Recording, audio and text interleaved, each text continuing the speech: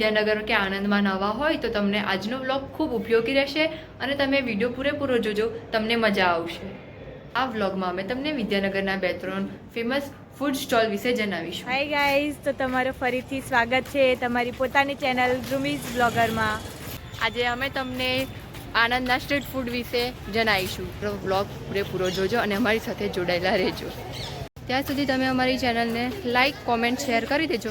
ને હા, જો તમે નવા હોય તો અમારી ચેનલને સબસ્ક્રાઈબ જરૂરથી કરી દેજો, જેનાથી અમારી વધારે અપડેટ તમારી સુધી પહોંચતી રહે.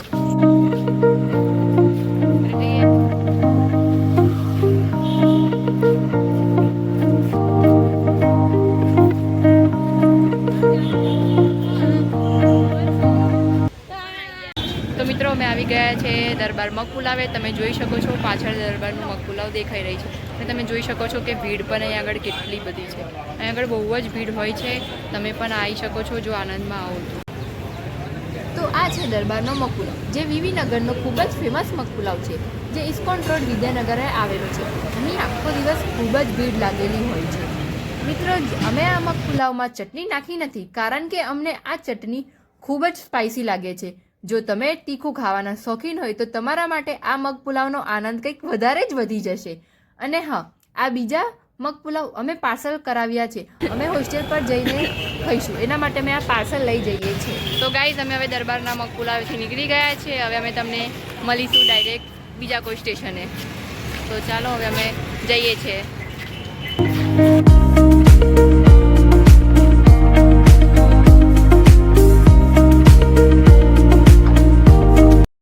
મિત્રો, અમે પહોંચી ગયા છે બીજા સ્ટેશન પર, જે છે બધાની જ ફેવરેટ, અને એ છે આપણી પાણીપુરી. અને હા, એમાં ખાસ કરીને છોકરીઓની કંઈક વધારે જ ફેવરેટ હોય છે. તો આ છે કૃષ્ણ પાણીપુરી સ્ટોલ, જેનું એક ફેમસ છે ટોકરી ચાટ. મારો મતલબ છે કે બાસ્કેટ ચાટ. તો આનો ટેસ્ટ પણ ખૂબ જ લજીજ હોય છે, જે ટેસ્ટમાં બહુ સારી લાગે છે. તો તમે જોઈ શકો છો. તો આ છે આપણા મેનુની તડકતી ભડકતી પાણીપુરી. શ્રી કૃષ્ણ પાણીપુરી સ્ટોલ આવેલી છે વિદ્યાનગરના મોટા બજાર સર્કલ પર. હજુ એક ફેમસ ફૂડ સ્ટોલ જે છે મકાઈની ભેલ, એ બાકી રહી ગઈ છે, કારણ કે એ સાંજના સમયે ખુલે છે અને અમે લોકો બપોરના સમયે બહાર ગયેલા હોવાથી અમને એક પણ એ ફૂડ સ્ટોલ ખુલેલી દેખાઈ નહીં, જેનાથી તે બાકી રહી ગઈ છે. ગાઈઝ, અમે પાછા અમારી હોસ્ટેલ તરફ જઈ રહ્યા છે. આજનો અમારો વ્લોગ અહીંયા આગળ એન્ડ થાય છે. તો આપણે મળીશું બીજા વ્લોગમાં. તો ચાલો, બાય બાય.